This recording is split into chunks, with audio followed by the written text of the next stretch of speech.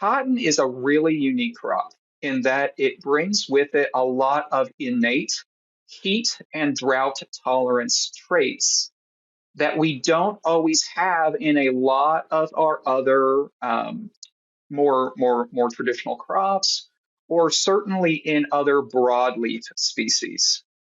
So cotton for Kansas gives us a phenomenal opportunity to diversify our rotations away from feed grains.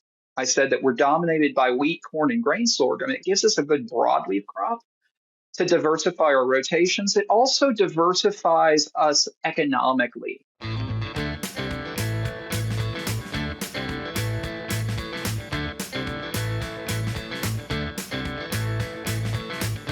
Welcome to the Crop Science Podcast Show by Wisenetics. I'm your host, Leo Bastos, Assistant Professor in Integrative Precision Agriculture at the University of Georgia. Today, we welcome our guest, Dr. Logan Simon. He is an Assistant Professor and Southwest Area Agronomist at Kansas State University. Logan, welcome to the Crop Science Podcast Show. It's great to have you here with us today. And to get things started, can you tell us a little bit about your background and how you got to where you are today? Thank you for having me on, Leo. Yeah, so some background on myself. I grew up on a farm in West Central Illinois, kind of a mixed crop livestock operation there. And um, from there, I went to college and got my bachelor's in plant sciences at the University of Missouri.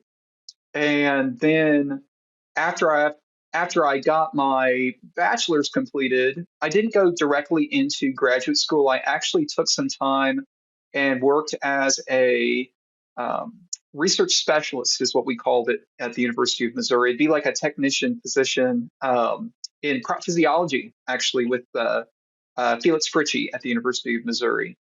And there I was working on various projects and just kind of getting a better feel of what areas I really felt most interested in, most passionate about. And so in that position, I had the really cool opportunity to travel quite a bit to field locations in Missouri, Michigan, and then Nebraska, South Dakota, and Kansas. So that when I decided to go get my graduate studies, I pursued Kansas State University.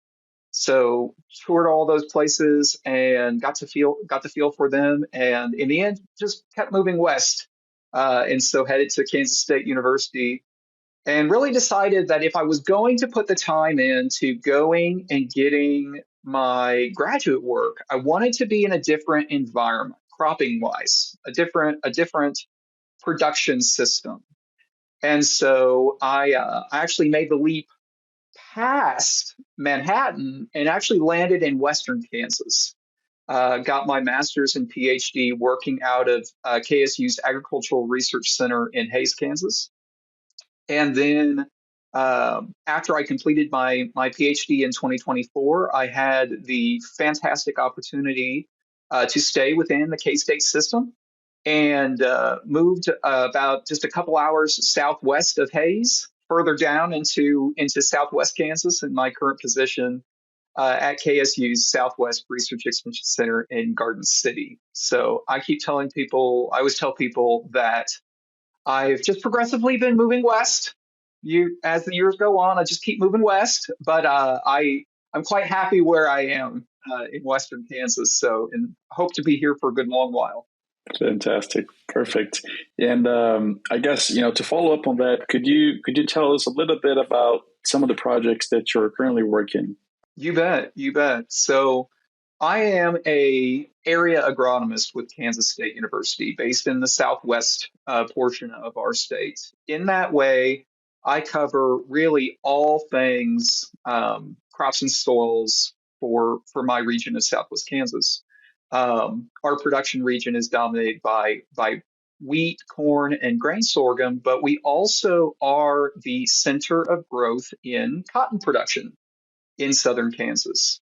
And so with my position, I've had the really fun opportunity to take on leadership for cotton agronomy for the state of Kansas.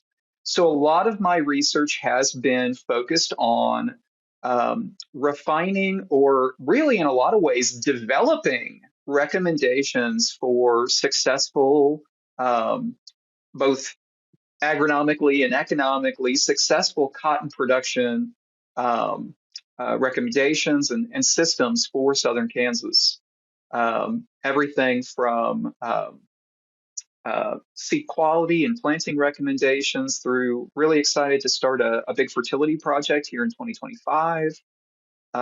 Some other work, just some of our most basic practices around planting dates, seeding rates, variety selection, and things of that nature. All building this wealth for cotton. That's fantastic. And so I think a good way for us to keep moving in this direction of cotton in Kansas is that, at least in the U.S., we see most of the highest cotton producing states being concentrated in the southern region, right? So we have Texas and Georgia, for example, as the top producers. So what is like? What can you tell us a little bit about why is cotton becoming an option in Kansas, and perhaps why now? Why wasn't it an option in the past, and why is it now becoming more of an important option for a crop in a cropping system in Kansas? Absolutely. My growers in Kansas will call us the northern frontier, or Arctic cotton is the phrase that some of my guys like to use, which I find absolutely hilarious. I do live about 6 hours north of Lubbock, Texas. We're about 6 hours north of Lubbock, Texas, which is the world's largest cotton patch. So, in the grand scheme of things, we aren't that far away from the center of cotton production, but we are certainly pushing the boundaries this far north. And there's also an elevation effect out here on the high plains, and I'll talk about that at some point, maybe. But why cotton and why now? So, cotton is a really unique crop in that it brings with it a lot of innate heat and drought tolerance traits that we don't always have in a lot of our other more traditional crops, or certainly in other broadleaf species. So, cotton for Kansas gives us a phenomenal opportunity to diversify our rotations away from feed grains. I said that we're dominated by wheat, corn, and grain sorghum. It gives us a good broadleaf crop to diversify our rotations. It also diversifies us economically. So we're no longer operating in that solely feed grains realm. Um, Especially as we move into southwestern Kansas, my southwestern growers are primarily irrigated, and we're irrigating out of the Ogallala Aquifer, which is a declining aquifer. So as our well capacities decline and our capacity to irrigate declines, there's a strong incentive for producers in the high plains to look to alternative crops that have greater adaptation to periods of drought and coupled with heat stress. And so cotton for my southwestern growers really is a great rotational partner with corn in those cropping systems. Where as you move east in our state over into south central Kansas, we're primarily diversifying what historically was a region dominated by continuous wheat production. So cotton fits well as something to break up wheat on wheat on wheat. Perfect. No, this is really interesting. And so I think you already talked about some of the benefits for Kansas farmers to perhaps adopt cotton to their rotation, right?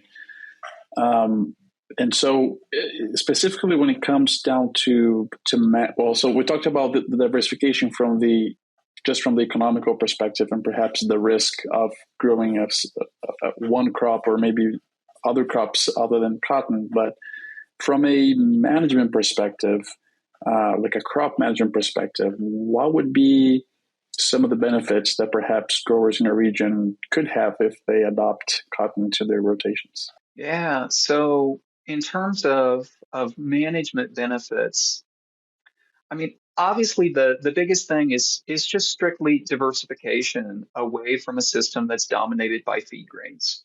Diversification always brings benefits to a system, whether it be nutrient cycling, to really one of the biggest factors for our producers in South Central Kansas.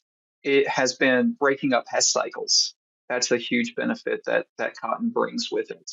It also brings much more diversified herbicide programs that we are able to incorporate into the system, taking advantage of those technologies to be able to get a better handle on some of our really problematic weed issues.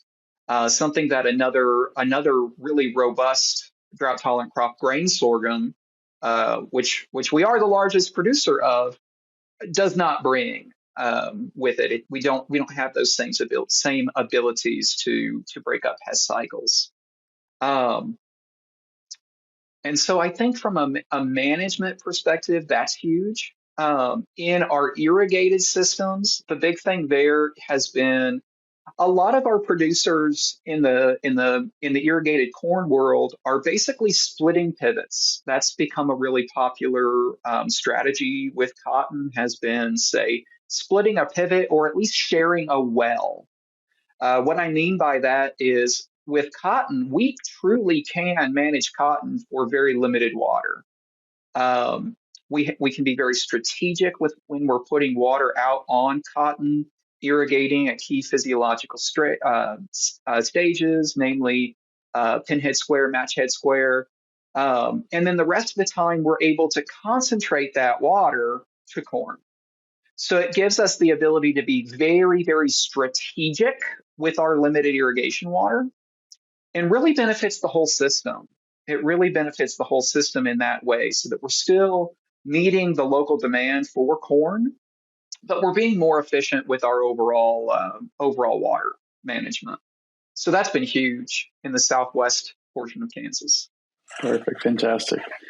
So what I want to ask you next is perhaps looking at the flip side of that coin, right? So there are all these great benefits, but what are some of the challenges that a grower in Kansas can face when bringing cotton to their rotation? And I think you talk a little bit about some of them, but I guess if we take another look at that, so what do you think would be those major challenges? Absolutely. So for that, I need to get just a little bit of history. So cotton production in Kansas really started developing into its current form back in the 90s. We have four local gins in the state of Kansas. Three of them are in counties that border Oklahoma, and one of them is one county north of the Oklahoma border. And so that's the first hurdle for cotton production is having somewhere to take the crop.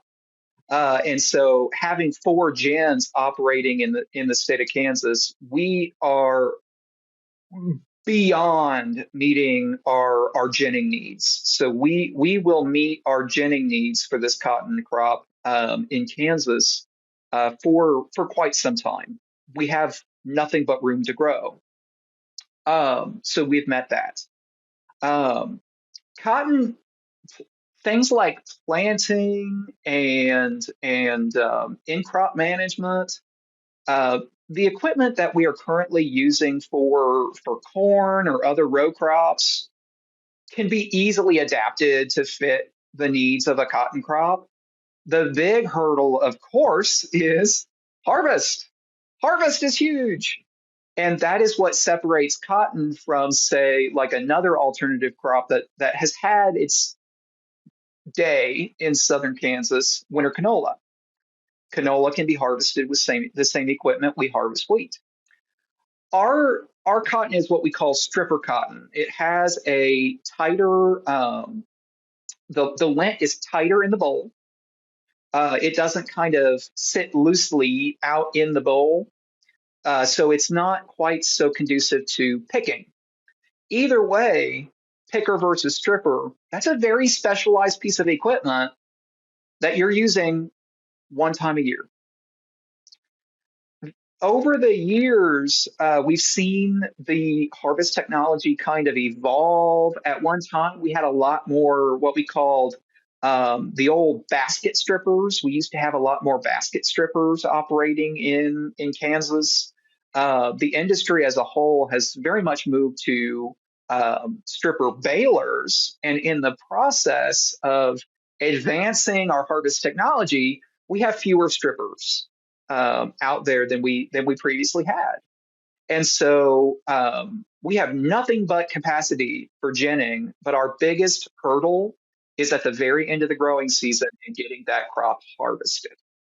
I would say that can sometimes, most years, that can be one of our biggest challenges. Very few people are going to own their own strippers. Some of them do, but a lot of them are going to have it done custom harvest.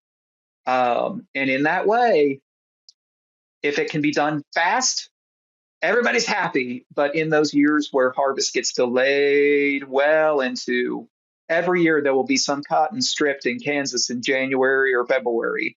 And that is we when those years happen, it certainly doesn't make somebody so excited for planting more cotton the next year.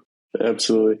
And this is really interesting because, so I, as you know, I used to live in Kansas and used to the Kansas weather, which Western Kansas never lived in the western part of it, but I would imagine that this would apply even to a greater extent with just the way that precipitation comes down throughout the year, right? So the majority of our precipitation in Kansas is going to fall during the spring and summer months, with not as much precip coming down during the winter months, right? Which I think could help in that sense, because one of the main issues with cotton is that growers are getting paid not just by the yield, but also by the quality of the fiber. And one of the things that can impact that quality is how many days after you can already come and pick the cotton or harvest the cotton stays in the field and the fiber starts to get weathered by weather, right? Especially by rain, these like wetting and drying cycles. And so here in Georgia, we have pretty well distributed rainfall across the year, meaning that even in the winters, you get more precipitation than you would in other places like Kansas. And so for us here, leaving the crop out for that long, especially a cotton crop, could be very detrimental to fiber quality. I'm sure there's still some implications of that in Kansas, but perhaps to a lesser extent, right? Right, exactly. So we definitely get away with it more than somebody would if we were further to the east in a higher rainfall environment, or certainly an area that expected more winter precipitation. We definitely do see declining quality. I know. So just some examples from 2024. 2024 was a good year in Kansas. We were able to get the crop in on time, which is really key for us. We as soon as conditions are right to get the crop in. What we if we don't catch the heat units on the beginning of the season, we have a lot of risk of running out of heat units at the end. So getting the crop in early means we can get it out faster, or get it out at all. And so that was good this year. We had planting across the state was pretty good. Um, Surprisingly good, actually. I did some assessments down in South Central Kansas, looking at just some work around stand density and uniformity. And um, my colleague Rex Friesen with Southern Kansas Cotton Growers in Winfield, Kansas, he and I were out walking fields and saying to each other, "We have never seen stands this uniform." Um, so wild year, not normal for us. So really good stands, good year overall. We did end up getting drier towards the end of the season, but honestly, as much as that can take off some top end yield potential in cotton, it also sets us up for a better harvest. And so South Central Kansas was over halfway done stripping cotton by November 1st, which is crazy. We were well ahead. That was phenomenal. Grades were coming in really well. Anything that was stripped before November came in great. We had 6 inches of rainfall in like 2 days in November across large portions of our cotton producing areas in southern Kansas.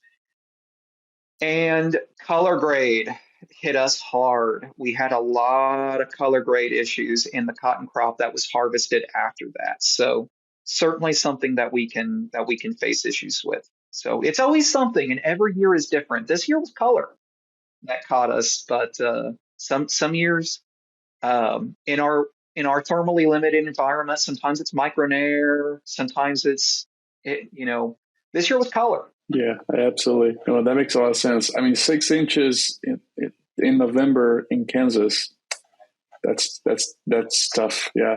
It balances out all of the years of zero. We have to reach our Yeah. 30-year average That's right. somehow, and when 9 years out of 10 it's zero, you got to have a 6 inch year, I suppose. That's right. That's right. All right. Well, I think you talked on so many great points here. And one that I just want to delve a little bit deeper here is one of the challenges perhaps being related to temperature.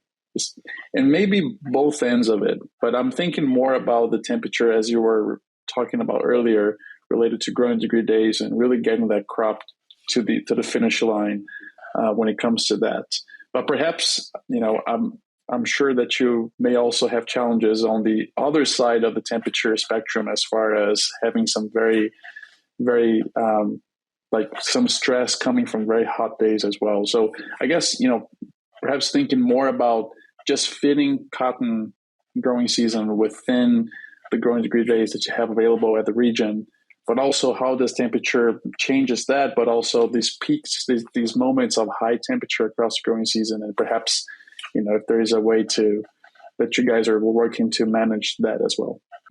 Sometimes I get flack still calling us thermally limited for cotton. Some people, we've been successful with it for so many years now that some people would call us maybe not as thermally limited as we once thought.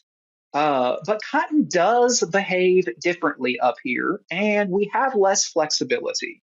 One of the points that I had mentioned is that getting cotton in early is absolutely essential, because we need all the heat units at the beginning of the season that we can get, just in case we don't have as many heat units at the end of the growing season. We need enough heat units to get that crop to maturity, so that we are able to get those bolls matured, and have a harvestable crop.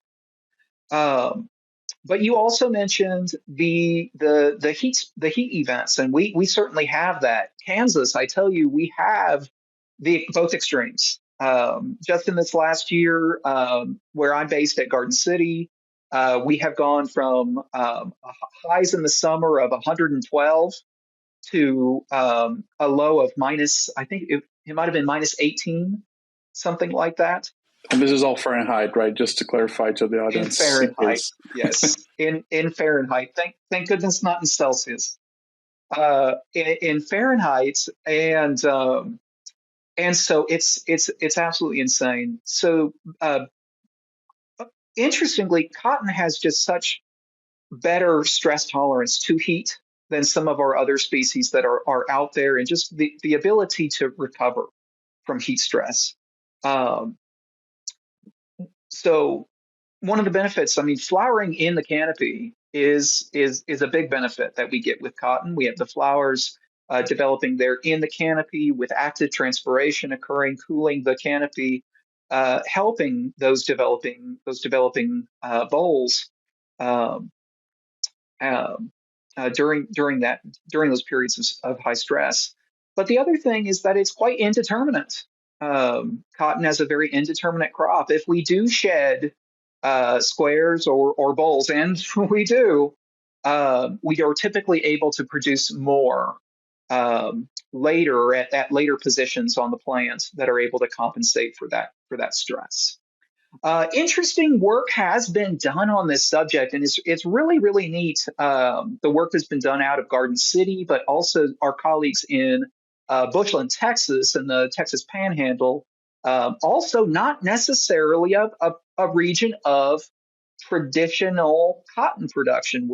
Even they are pushing it quite a ways north. Not quite as far north as us, but the work that's been done there has been really intriguing because it's showing that for the same we are reaching key growth stages on fewer heat units than the traditional models would suggest cotton should hold to. And I think there are a number of reasons why that's happening. One thing is that at our higher latitude, our day length is longer through the summer. We have more hours of daylight, and we're getting more solar radiation. And so I think that having more solar radiation reaching that crop up here, although we are not accumulating the same number of heat units as a more traditional region like Lubbock, um, we're still reaching those stages with fewer heat units. So that's been really intriguing. We have twofold things happening up here in our area. We have a high latitude, relatively speaking, for the cotton belt. We're quite a ways north for cotton production. But as you move west across our region, you also gain elevation. The core of our cotton producing area in Kansas is at a pretty low elevation around the Arkansas or Arkansas River, around mostly south of the city of Wichita in south central Kansas.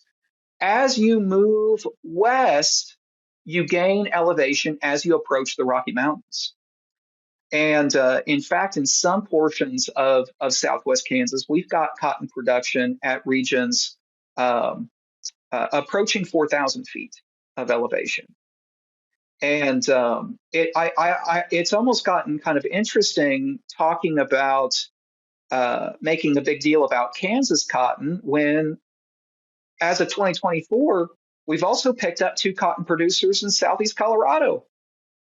And that you want to really talk about elevation with some of that cotton produced at 48,000 feet, which is just really incredible. Uh, but we are pushing these new varieties to mature with fewer heat units, and we are making it work in our systems. That's fantastic. So something I was wondering here while you were explaining is, what type of varieties are you guys using? Is it like how? Because I mean, I don't know if there are varieties being developed for these regions specifically, or are you using varieties that are more adapted to the southern states and perhaps are even not the best variety fits for your environment? So could you tell a little bit about that variety selection and options that you have in Kansas? As of today, our cotton varieties are almost exclusively coming from phytogen, and there is a reason. Our cotton must have resistance to 2,4-D herbicide. If we do not have that trait, the risk for 2,4-D damage in cotton is just far too severe. And so any variety that does not have 2,4-D resistance, the risk we're taking in that crop is just very high. Part of it being, and a big part of it being, just the amount of wheat stubble that gets sprayed with glyphosate and 2,4-D out here. It doesn't need to be that close to a cotton crop in order to cause some potential damage. And so that is absolutely essential. So we're basically all phytogen at this point. And then within that, we've got some kind of really key, very short season. We actually refer to them as determinant cotton varieties, which is not something that would be desirable across most of the belt, but is something that is desirable at this latitude. So Phytogen 205 is our gold standard short season variety. We also have some production of Phytogen 210, but 205 is the dominant one. It is truly a very short season, very determinate crop. And so, really, especially for a new grower just getting into cotton, 205 is a good starting point. Some other ones that are really popular though across our region is you'd be surprised. We don't have to plant exclusively the shortest season cotton out there. There is quite a bit of production of what I would consider a more medium type variety in Phytogen 411 and 415. And even those are also quite popular. They're a little bit more of a medium type, and they're a little bit more indeterminate. And what that means is that we're actually able to take advantage more of the indeterminate growth habits that we think of with traditional cotton, and something that 205, 210, we really feel that we give up some of that indeterminacy with those. So our producers have some options, but right now the key thing is having that early, maybe into medium, especially for an experienced grower, and then got to have 2,4-D resistance. Got to have 2,4-D resistance. The risk is just very high if we do not. Fantastic. This is really interesting to learn this from you, as far as that there is a variety development program or programs that really target these conditions that you have. That's really great. It's time for our famous three. Wise Genetics turns podcast airtime into brand authority. We don't sell ads, we elevate voices. Curious how far your voice can go to become a reference in the industry and attract more leads? Scan the QR code and discover how we can turn your expertise into unmatched brand authority. Let's transform expertise into influence, starting now. All right, so we are getting towards the end of our episode. And with that, I just want to say that thanks for listening. If you've made it through our episode to this point, I invite you to make sure to drop us a like, follow us, share this episode with anyone you think may benefit from this great conversation with Logan. All right, Logan. So now I have 3 questions for you that we ask every guest. The first one of them is, do you have any resource on the technical side, so more related to crops and soils, perhaps specifically to cotton, that you could share with our audience? Absolutely. So I would say for people who are really interested in cotton and want to have access to a wealth of resources, I'm going to go ahead and plug the Cotton Specialist Corner podcast, which is a cotton focused podcast that comes from the Extension Cotton Specialist working group of us working across the belt. It used to be led by Dr. Steve Brown at Auburn University until he retired, and is now being led by Dr. Camp Hand from the University of Georgia in Tifton. And really, he is our host for that podcast, but brings on and incorporates everybody from across the belt for the most relevant cotton information for folks all over. So highly recommend checking that one out. Fantastic. Thanks for sharing that. All right. Our second question here of the last 3 is similar, as far as asking if you have a resource to share, however, outside of the technical side. So do you have anything more, perhaps, non-technical that you would have as a resource that you could share with us? Honestly, when I think of things that have been like non-technical that have really been impactful for me, they're less document type things. They're more people. You know what I mean? It's more like I have people that I think of as these are my guides. These are my my models, and I use them as helpful guides. So I struggle to think of a key non-technical resource, but I really think you gotta find those people that are out there that just set really great examples for us. I know that I have several of them. One is my master's and PhD advisor. I was really fortunate. I had a phenomenal advisor, and today a fantastic colleague that I'm blessed to still be working with. But you got to find those people. There's plenty of them out there. That's fantastic. And I just want to tell you, I think this is perhaps the first time I hear that, but it's really awesome because I think that really people, as you said, can be a really, really great resource. Of course, it's not something you can recommend, right? You're not going to say, hey, everyone, here's the email of my previous advisor, reach out to them. Right. So it's not like a recommendation, but I think it's a really nice, acknowledgement of like people have impacts in our lives just as much as other known human resources. Absolutely. And they don't need to be your advisor. Sometimes your advisor is a really great technical resource, but in terms of other things, maybe they have a style that's not quite yours. And in that case, I think finding other people that are out there. Um, I can think of in our department plenty of other people. I can think of great examples outside in other institutions, that are phenomenal resources as well, just to um, and just great role models. I think that is huge. We stand on the shoulders of giants, I tell you.